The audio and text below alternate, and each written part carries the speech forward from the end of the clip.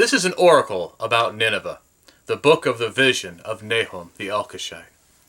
Thus we read in Nahum chapter 1 and verse 1. It is a vision or an oracle of Nahum of Elkosh. Nahum, his name means a comforter.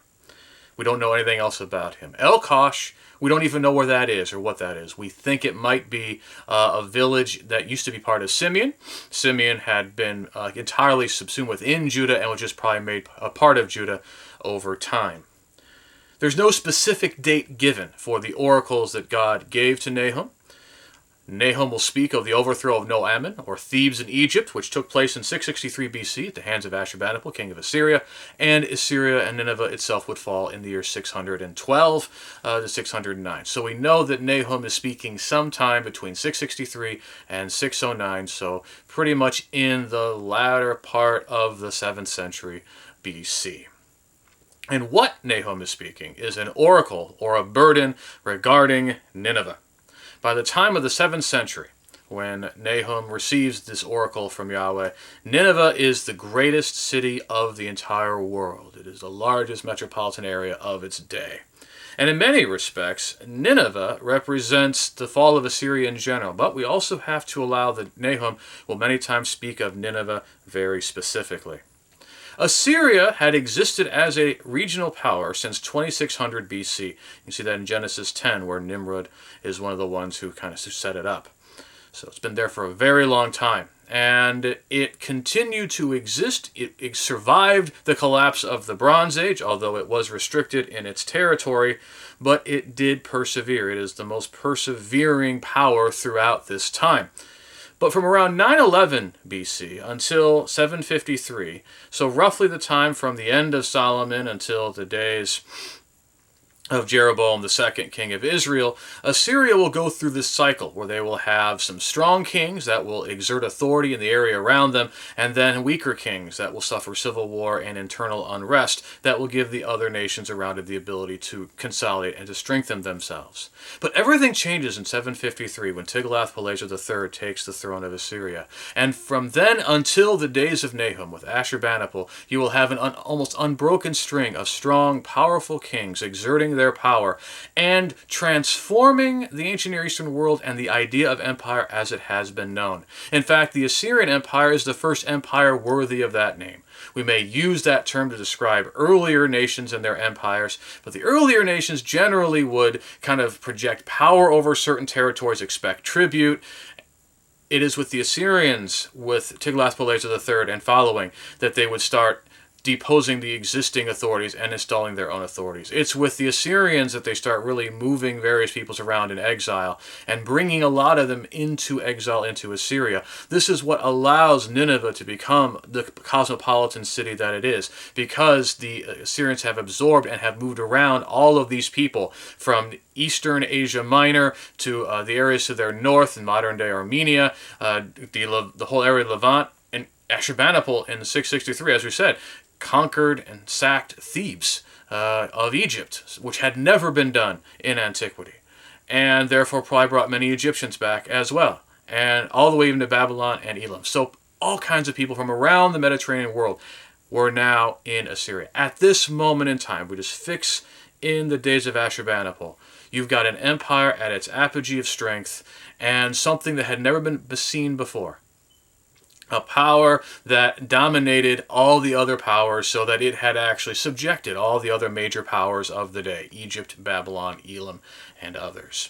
And of course, we know what Assyria will do to Israel and Judah. We know the story of Jonah, but between Jonah and Nahum, the Assyrian kings will come and devastate and destroy Israel as a going concern, exile all of the Israelites to Assyria, repopulate the land of Assyria with the people that will later be known as Samaritans. They will also devastate Judah, leaving only Jerusalem. We often focus on how Jerusalem is spared, but as in Isaiah chapter 1, it's like a tent in a cucumber field. It has been otherwise thoroughly wasted. It's in great difficulty and peril. And then, for the intervening period since 701, when all that happened, the Judites have been as an Assyrian vassal. Not very happy about it. Probably still in some kind of alliance or agreement with the Chaldean Babylonians, but subject to the Assyrian power. And this is the world in which Yahweh now is going to speak to Nahum. Yahweh is a zealous and avenging God. Yahweh is avenging and very angry. Yahweh takes vengeance against his foes. He sustains his rage against his enemies. Yahweh is slow to anger, but great in power. Yahweh will certainly not allow the wicked to go unpunished. He marches out in the whirlwind and the raging storm. Dark storm clouds billow like dust under his feet. He shouts a battle cry against the sea and makes it dry up. He makes all the rivers run dry. Bashan and Carmel wither. The blossom of Lebanon withers. The mountains tremble before him. The hills convulse. The earth is laid waste before him. The world and all its inhabitants are laid waste. No one can withstand his indignation. No one can resist his fierce anger. His wrath is poured out like volcanic fire. Boulders are broken up as he approaches. Yahweh is good. Indeed, he is a fortress in time of distress, and he protects those who seek refuge in him. But with an overwhelming flood, he will make a complete end of Nineveh. He will drive his enemies into darkness. Whatever you plot against Yahweh, he will completely destroy. Distress will not arise a second time. Surely they will be totally consumed like entangled thorn bushes, like the drink of drunkards, like very dry stubble. There are a lot of commentators, a lot of theologians who have no use or patience with Nahum. They don't even think it should be in the Bible. As if it was bad enough that everybody forgot Nahum existed in the Bible, some people want to get rid of him because he seems too vindictive. He seems too wrathful. He seems to be proclaiming something so entirely alien and foreign to, say, the message of the book of Jonah, which is also written about Nineveh, that it's hard for many people to try to grapple and reconcile with how the God of Jonah is the God of Nahum. Likewise, when you hear what we've just read from Nahum chapter 1, verses 2 through 10, if you didn't know it was from Nahum chapter 1, verses 2 through 10, you just heard it being read, you'd be forgiven to think that we were in the Psalms. And it's an interesting comparison between those two statements that we've just made, because they're held in tension. Because when we look at the substance of what Nahum is singing, whether it's a song he's appropriated or whether it's his own original composition, that what he is saying about Yahweh as this zealous and avenging God is something that is very consistent with what the prophets and what we see written about God in the Psalms.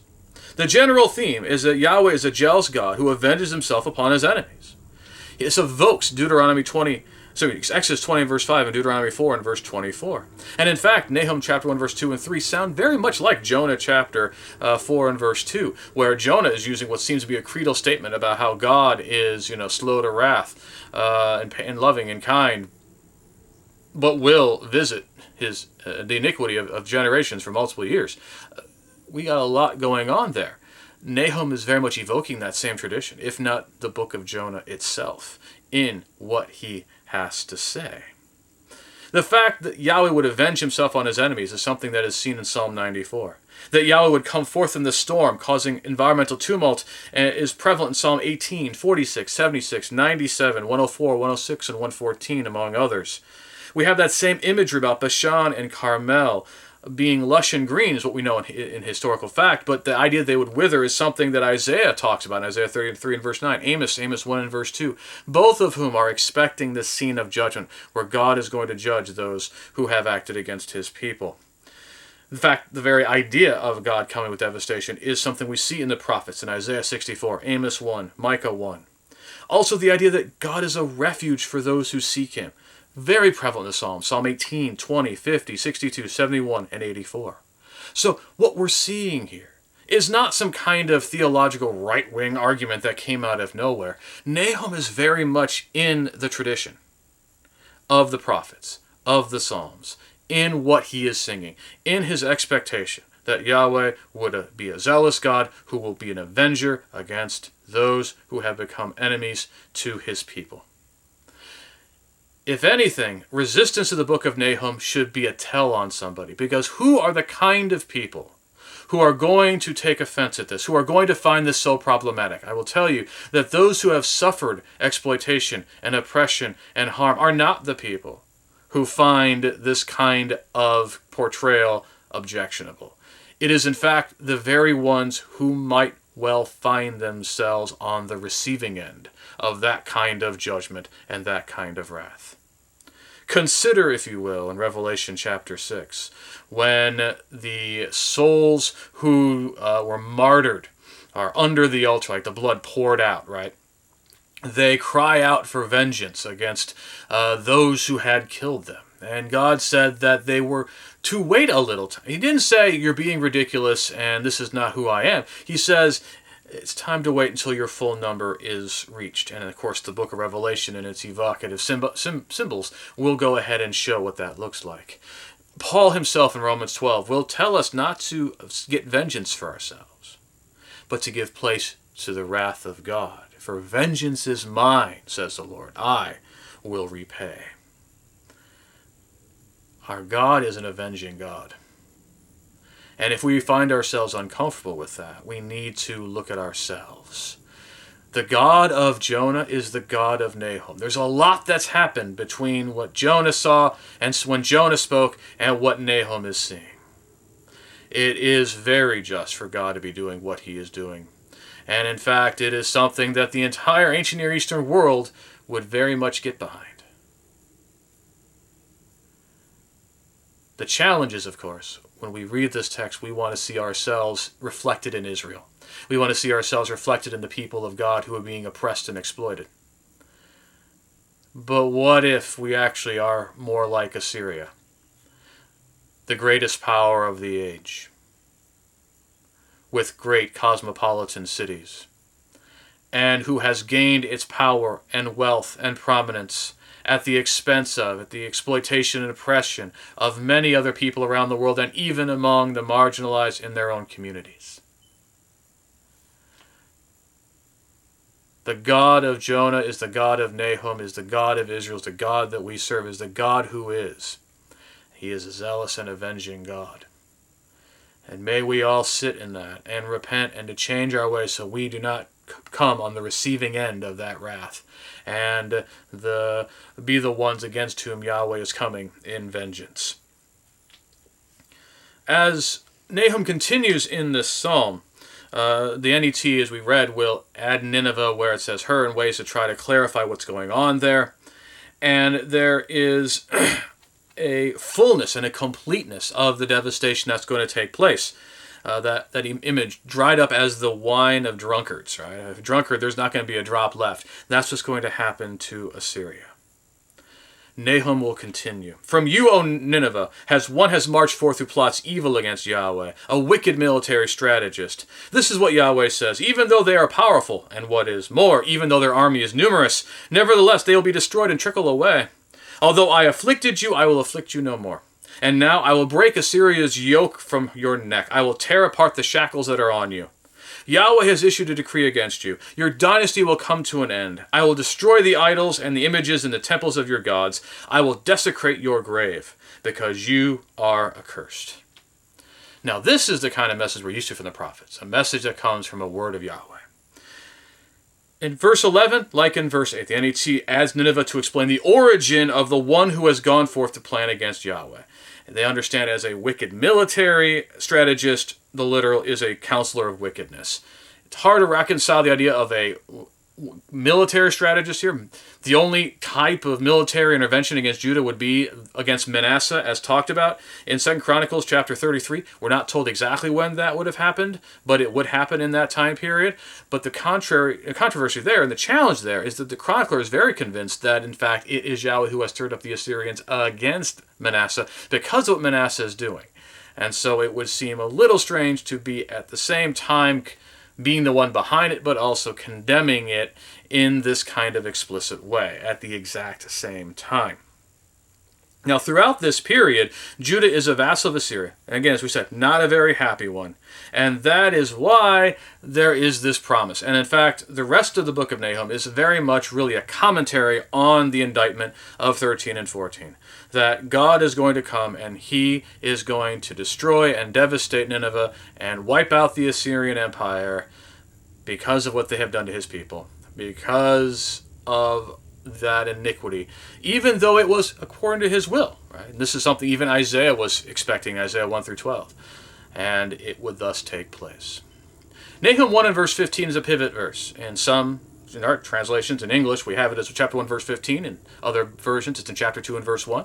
All of these verses and chapters are artificial. There is definitely a flow there. We see how it becomes a crescendo, as we're going to see, of what was said in verses 11 through 14.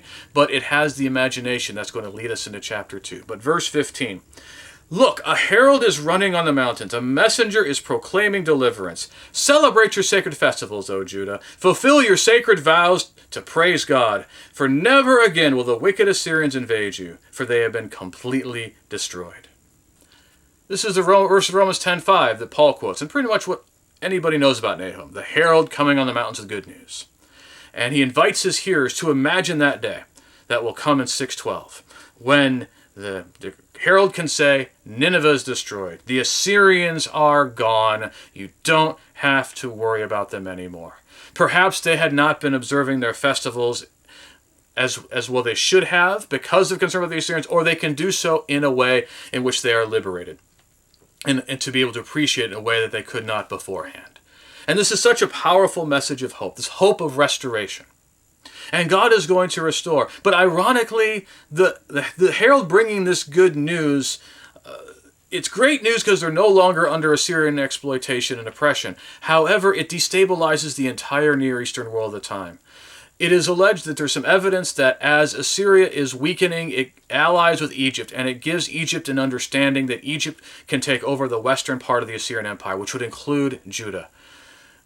Judah may still have some kind of association with the Chaldeans. So when Necho of Egypt comes up to try to salvage what's left of the Assyrian Empire, he is confronted by Josiah, who is killed in that battle.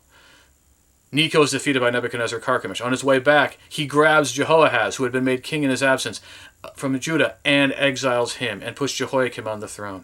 Jehoiakim, Jehoiakim, and Zedekiah, throughout their reigns, are being pulled between the Babylonians and the Egyptians, both of which assert they are the ones in charge. And this will lead, of course, to the devastation and destruction of Jerusalem, wiping out of Judah as a going concern. There would be a day, though, when a herald would rise to say, Babylon has fallen, and soon after, that the Judahites could return to Israel and to rebuild there. Heralds would come to decree the end of the Persians and the rise of the Greeks. Herald will come to rise and tell of the laws of Antiochus IV, trying to condemn and get rid of Judaism. Heralds would come to show of the defeat of Antiochus. Heralds would come and to show the end of the Seleucids, and heralds would come to proclaim that the Romans had now brought peace to Judea. And yet the people would still be under exploitation and oppression. They were under a foreign hand. But it would be in those days in the Romans that new heralds would come, and they would proclaim good news of a different sort. The good news that Jesus of Nazareth lived, died, was raised again in power, ascended to the Father, and is made Lord and Christ, and he will return soon. In Jesus is the fulfillment of all God had promised to the prophets. In Jesus is freedom and deliverance from the slavery of sin and death. In Jesus would be the hope fulfilled of the restoration of the people of God. And one day Jesus is going to return and will judge the living and the dead, and indeed the jealous and avenging God will be seen by all, and all will subject themselves to him, and all will have to stand before him. Thus we see Nahum, the first chapter. I'm Ethan with the Adventist Church of Christ. We're so glad that you joined us. If you have any questions or comments or thoughts about Nahum chapter 1, let us know in the comments. If it can be of any service to you, we'd love to be able to service to you. Let us know by reaching out to us at adventistchurchofchrist.org. You can find us in various social media channels. We again thank you. Have a great day, and may the Lord bless and keep you until we meet again.